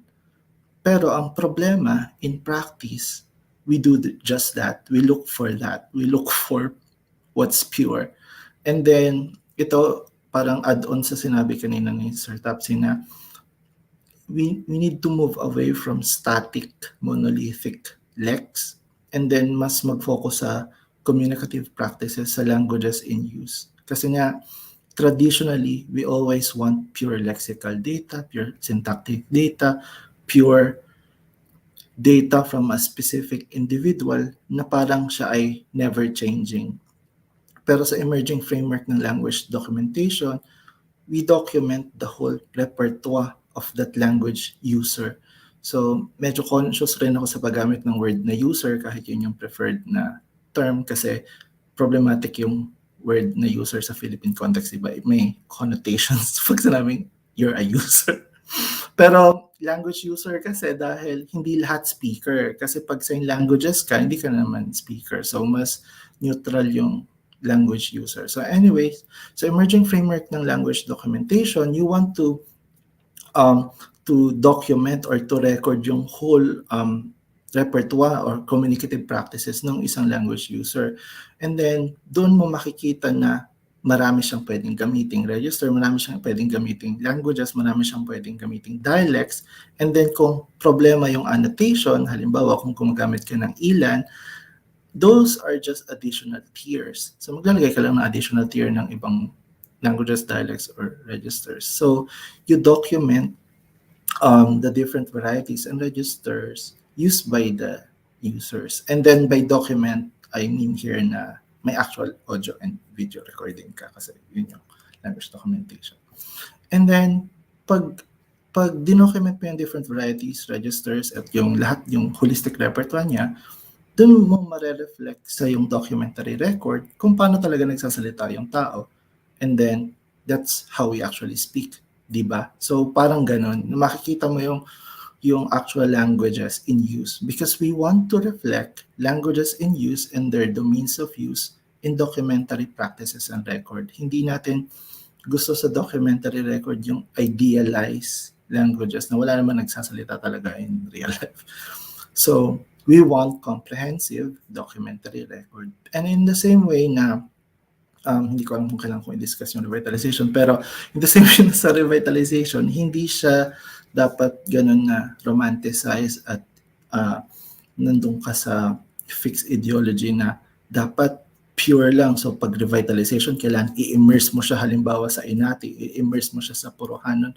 Walang ganun. Kasi nga, multilingualism is the norm. Marami na silang alam na wika. So, kailangan mong manggaling dun sa perspective na marami na silang alam na wika at paano mo either mapro-promote yung language maintenance o yung language acquisition. Kasi nga, again, revitalization is a problem of input and acquisition. And then, babalik tayo dun sa questions natin kanina. All this time ba, do we have spaces supporting multilingual practices and multilingual users? Kasi kung ang sagot dun, wala. Kung wala naman tayong spaces, kahit mag-reframe tayo ng practices, wala pa rin silang espasyo na pwedeng galawan.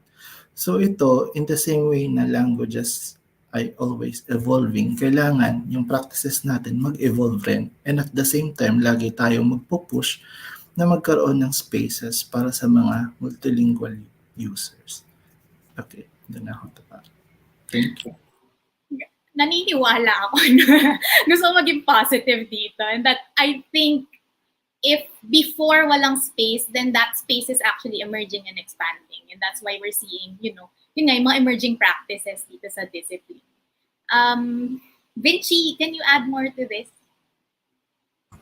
Yung sa akin siguro ay sisimula ako dun sa personal reflections ko, dun sa research ko na ginagawa. I think I wasted so much time and so much effort and so many brain cells thinking about the question of, is Porohanon a language, a dialect, or none of the above? Pero coming from our discussion this morning, lalo na dun sa sinabi ni Sir Topsy kanina na yung we're trying to tease them apart na baka hindi naman kasi talaga kaya, 'di ba? Baka what if I just think of Porohanon, Porohanon is Porohanon. Yun na yun. Okay? And maganda rin yung nasabi kanina na try to make a snapshot of how dynamic and how actually varied the linguistic practices and the repertoire of the residents of the municipality of Poro actually is. And kung ano lang siya, kung ano yung how they use languages and varieties and dialects, yun ang sisikapin kung maitala or maisulat. Yun lang yung sa akin. Galing no, nag-evolve talaga yung ano natin, yung approach towards language once we acknowledge that, multilingualism exists. Diane? Bilang sharing din yung ginawa ni Vinci. So, share na lang. Ayun din, reflection din nung yung mga susunod na pwedeng gawin, no, na yun, hindi ko na kailangan ikahon yung mga informats ko na dapat ganitong klase ng inate yung i-revitalize sa kanila o yung i-maintain nila, no, na kagaya nung sabi ni Sir Luward kanina, dahil multilingual yung context, bigyan ng laya yung komunidad na gamitin yung ilang mga wika na gusto nilang gamitin sa particular na domain, no. Kasi ganun yung konteksto nila, hindi mo pwedeng ibangga yung sarili mong notion na parang hindi dapat yung pure na inate, kasi sayang naman yung pure na inate, parang may substratum yun ng ganyan. Pero ano mo yun agenda mo yun bilang researcher. So parang you have to push back. Kailangan mong ma-realize na yung agenda mo is not the agenda of the community. At syempre, dapat yung mauna ay kung ano yung gusto ng community. Yun. Tapos yung kailangan kong i-reframe, yung kagaya nung na-discuss natin kanina, yung assessment talaga. Kasi, ang laking part ng assessment, hindi lang dun sa kung paano ka pumili ng informant, no? Pero dun sa education din as well. Kasi ang nangyayari, kapag ina-assess yung linguistic competence ng bata, laging against a native speaker of English, laging against the native speaker of Filipino, or a native speaker of Hiligaynon or Akyanon, kasi yun yung MTB-MLE. So parang ang dami hinahabol ng bata kapag nag-aaral siya ng wika. At kung multilingual yung konteksto at kailangan niyang mag-aral ng wika, no? Tapos 4 na wika yung kailangan niyang aralin, 4 na wikang ang standard ay monolingual. Mapapagod lang yung bata kakaaral dahil yun yung standard na sinaset natin sa ating assessment. So yun, i-reframe yung assessment ng linguistic competence at sumabay siya. Kasi binabago natin yung binabago natin yung kung paano natin tinuturuan yung mga bata na dapat manggagaling tayo dun sa kung ano yung ano yung pinanggalingan ng bata, ano yung competence ng bata, pero hindi sumasabay yung assessment. Ganito pa rin yung assessment, pero ganito yung tinuturo mo. So parang ang laki nung gap na kailangan kuhanin ng student. So yun, yung assessment talaga ng linguistic competence, kailangan baguhin, malaking importanteng part. Yun nga, as researchers, we come to the field or the community wearing a particular hat. We're here to document the language. And yun nga, may dala tayong sariling agenda. Parang, okay, use your language, but actually ignoring, how communities actually use their languages. And yun nga, parang reflected to dahil dun nga sa bias natin towards a particular perspective. And dahil nakakahon pa rin tayo dun sa colonial practices.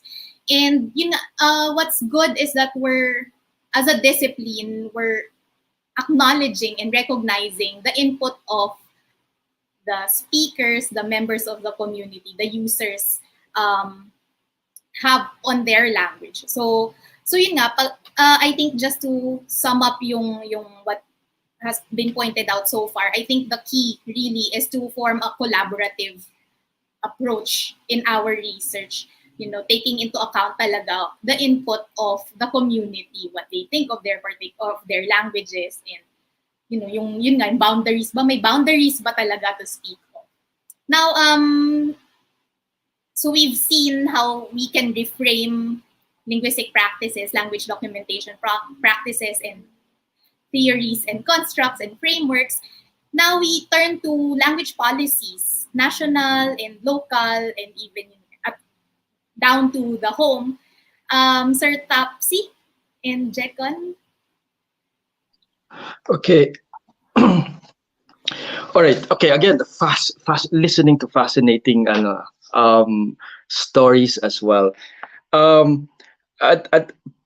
I think one thread that I think I find really very stark is this whole idea of really looking at making the user as the unit of analysis, and I'd like to even push it a little bit more forward, because part of what I have done in the context of critical social linguistics, for example, and I've mentioned, and I've done this quite a number of times actually in my work, is to us, is to move forward, by decentering language in our work, decentering language. So I try to or probably put forward this whole idea of how is it possible, for example, or if it is possible to decenter language in language studies. All right. That when we actually start approaching a community or entering a community, that it's not language that we should have that we should look at, but the lives of these people to start with, and to capture the the everyday rhythm of lives of people, because I think it is through that we understand not just simply language, but the totality of their of their everyday lives as well, and see saan ba naka-sentro, saan ba where is language placed, in their everyday lives, for example. Kasi I think iba-iba yung fields natin, even in the context of language studies, but somehow we train our lenses on language, on language use. But I think the question still is that in different even contexts, certain groups of people will put language at the center of their everyday lives, but at the same time there are many other concerns that are even more basic. And I think when we look at it that way, we look at linguistic practices again not on equal terms. Kasi ngayon, at least in our field, we know that this is whole idea of translingual practices, na hindi mo pwedeng i-tease out nga yung mga different languages, but you have communicative repertoires. But even then, even if we acknowledge that, looking back and analyzing and evaluating and describing the everyday rhythm of lives of people or users, makikita natin na some linguistic practices, right, are more equal than others. Some multilingual practices are more privileged than others as well. So in a sense, even if we surface, the multilinguality or of the practices of communities, even within these communities, some, would certainly surface as more privileged multilingualism than other kinds of multilingualism as well. So makikita natin that even here, the linguistic practices are not on equal playing field.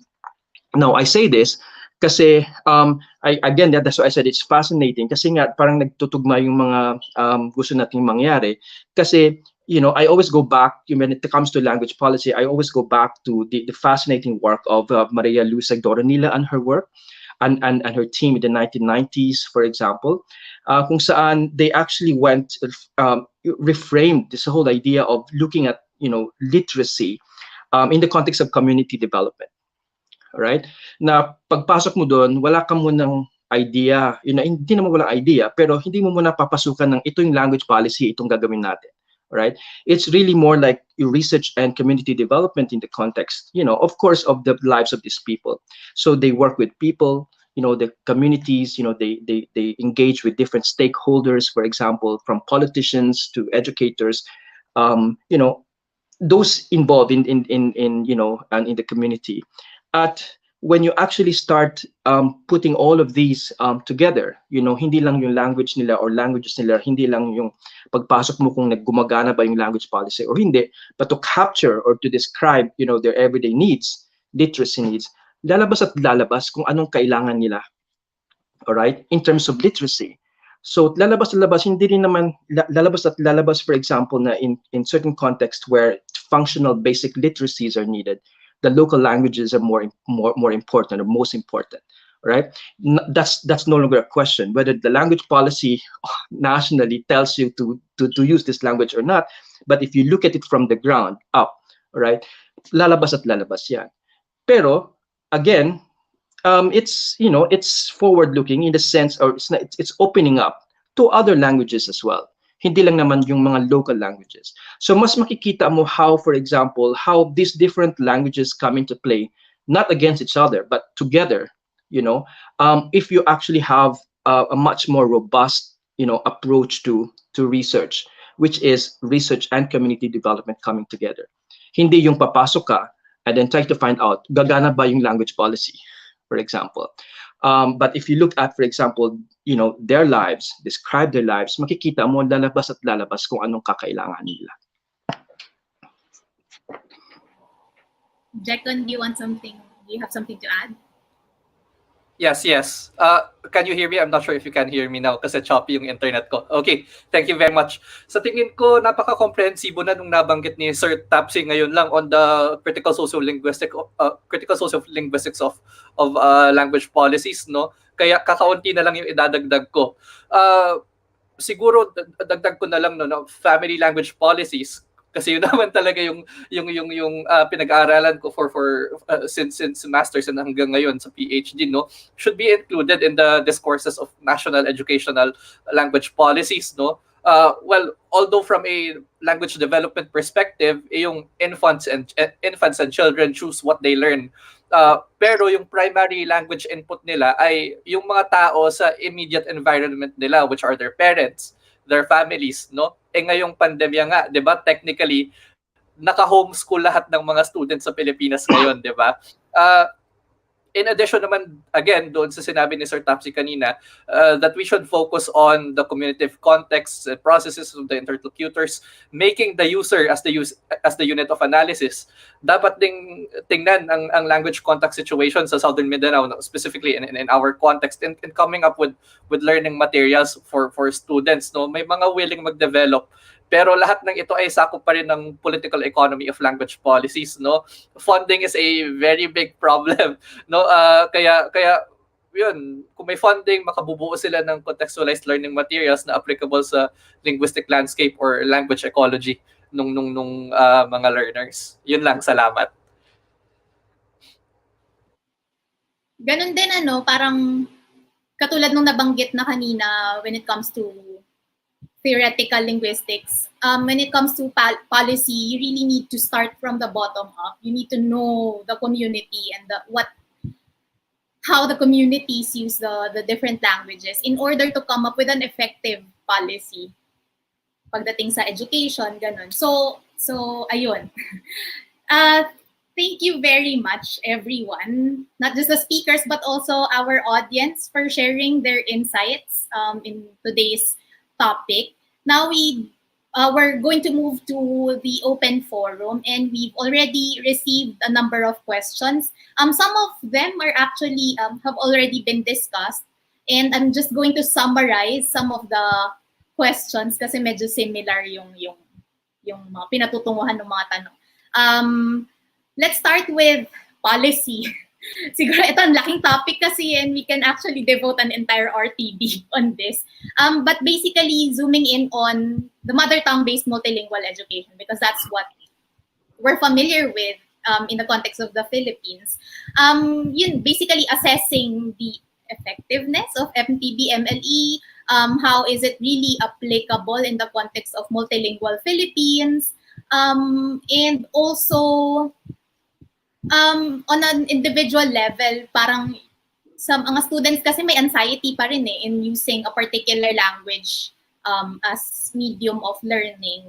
So anyone who would like to share their thoughts on MTB-MLE? Siguro yung mga experiences natin in our respective communities.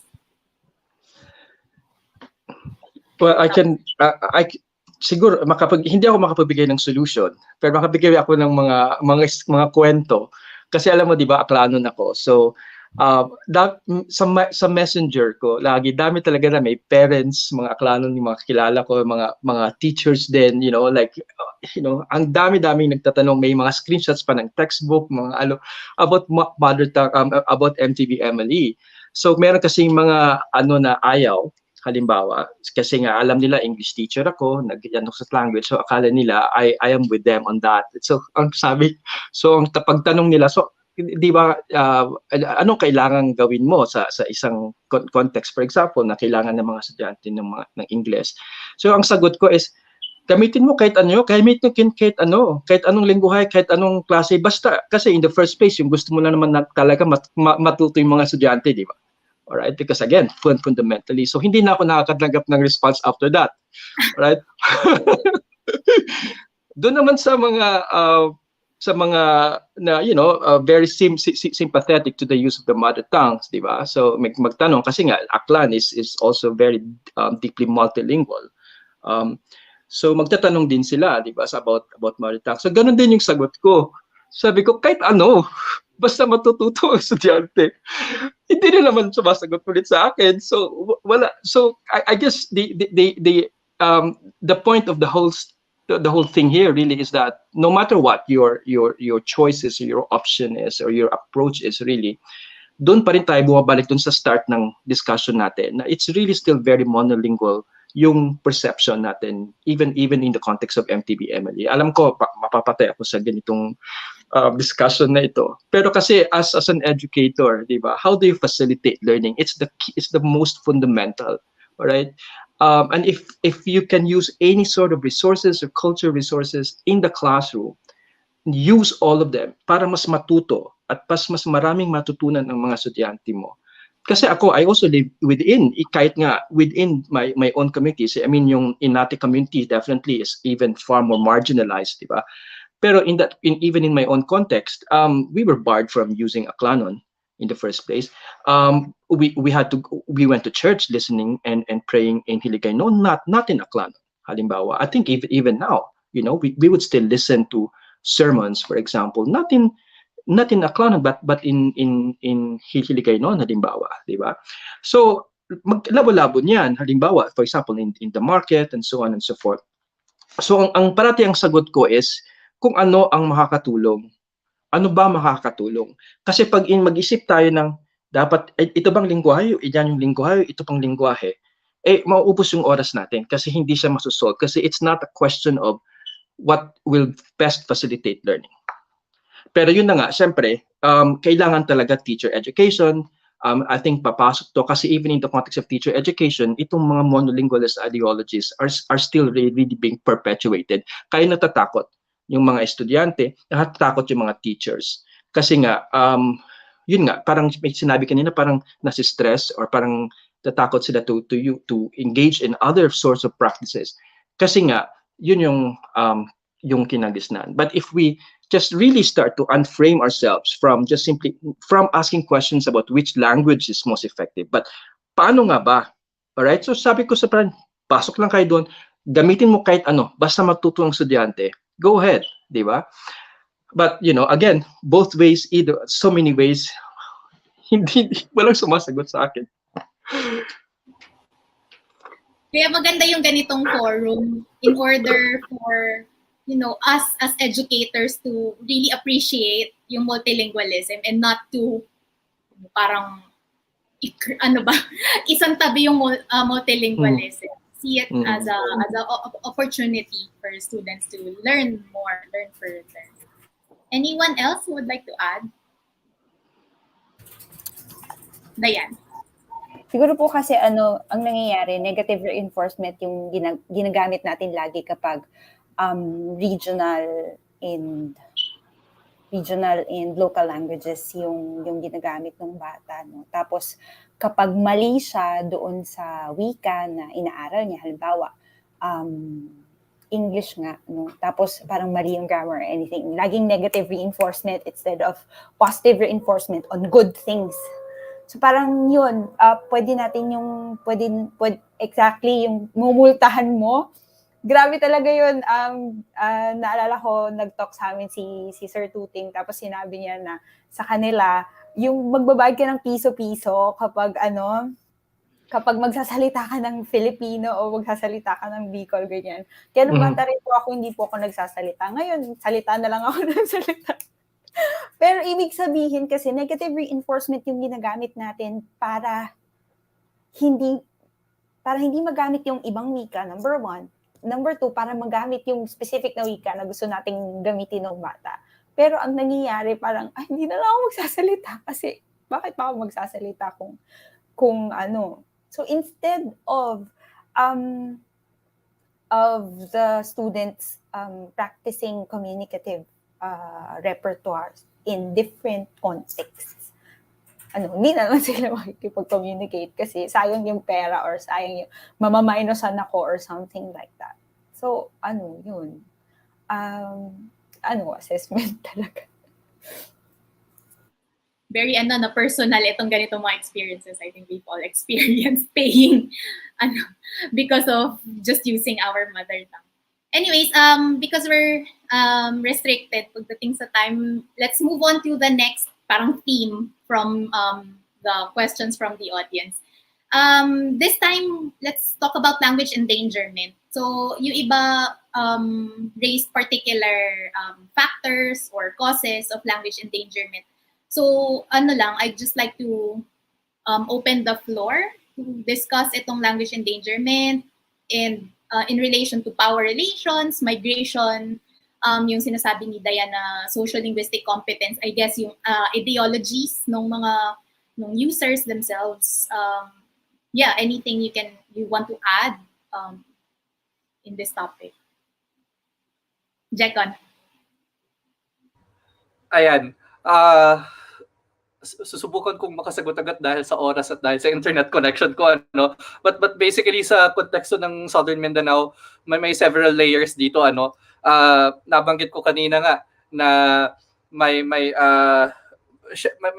sa tingin ko may language endangerment talaga na nangyayari doon sa mga wika na sinasalita talaga ng original inhabitants ng Southern Mindanao, specifically the Moros and the indigenous peoples. Pero hindi siya sakop ng ng research ko. Ang sakop ng research ko ay yung settler languages, no. When it comes to language contact naman, may mga ito nga yung issue na common na pinag-uusapan among language teachers. So yung gusto nila ma-maintain yung purity daw ng languages na ginagamit, mapa-Tagalog man, mapa-Cebuano man, mapa-Hiligaynon and so on, which is sa tingin ko totally impossible in a language contact situation, and it has been happening for generations already, and may mga published researches na kung saan, or hindi naman actually published researches but parang self-published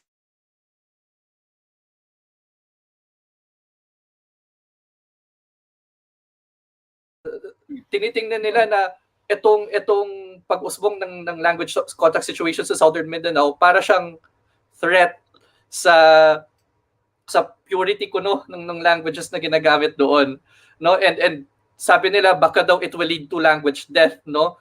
Pero para sa akin, no, kailangan natin i-take into consideration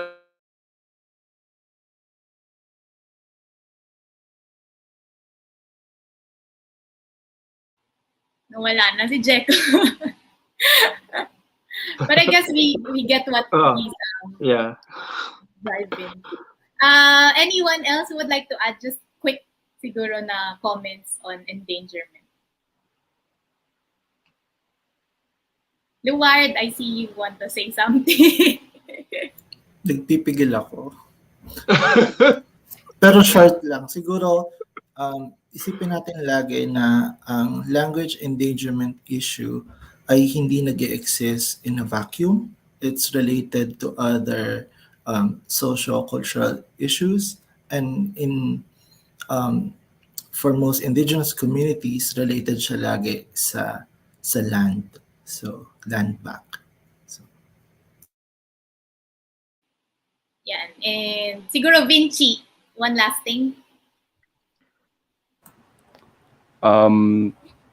Not much to add siguro, pero yung acknowledgement of the, just echoing what was said earlier, acknowledgement of the multi-causal and multi-dimensional nature of all of these problems, and how to identify where we as researchers and academics and as scholars have erred in the past, kung saan tayo nagkamali noon.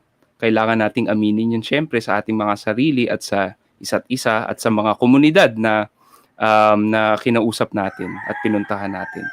At doon sa mga pwede pa nating gawin moving forward. Yun lang. Yun nga. Just to sum up. Yeah, sir. Yeah, sorry. Can I add, not in the context per se of language endangerment, no, but siguro sa context of language shift. Kasi halimbawa, kasi Aklanon, definitely, you would say it's not endangered, you know. Pero I think siguro between, I think Diane would most likely be able to say something about this as well. But like 20 years ago, 30 years ago, and now, pumunta ka sa mall, iba na yung language patterns eh.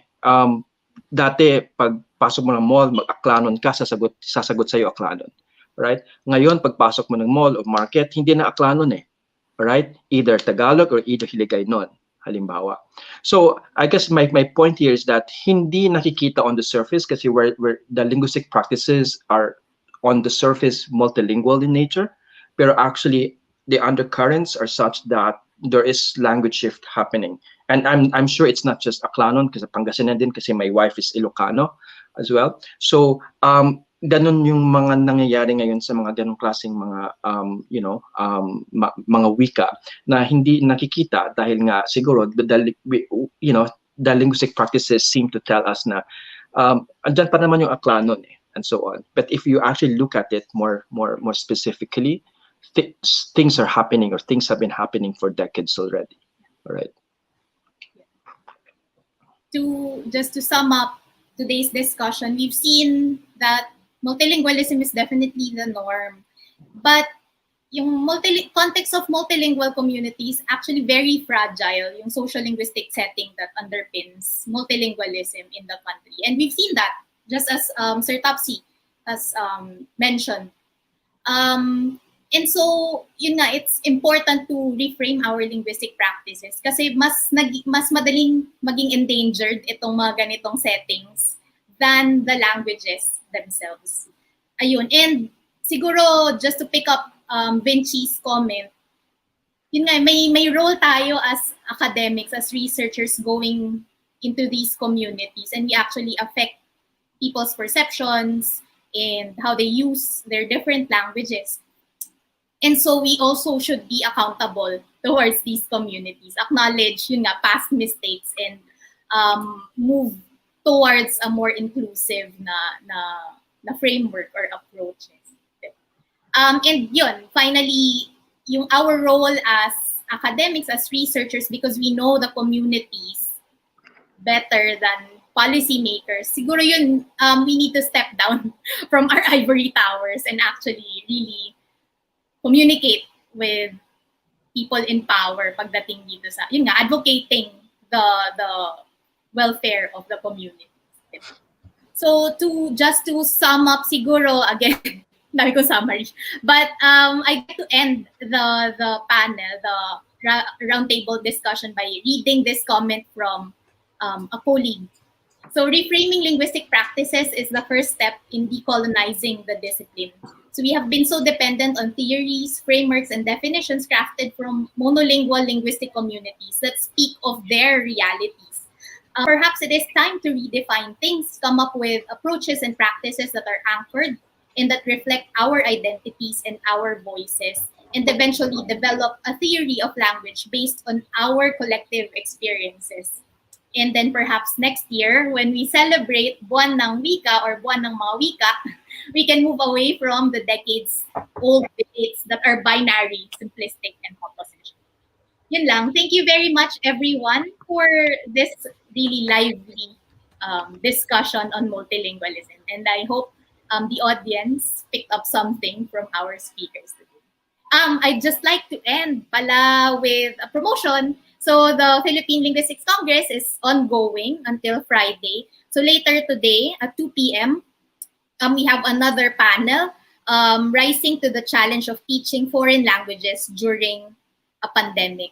And then for the next couple of days, we have other panels. So SIL Lead and Translation Services in the Pandemic, and Philippine Lexicography Through the Ages. That will be tomorrow, August 26th. And on August 27th, we have our final panel, Disaster Dialogues, analyzing multivocal experiences of disaster narrated through various media. All these will be streamed live on Facebook and YouTube of the pages of the UP Department of Linguistics. Thank you very much and have a good day. Thank you. Salamat.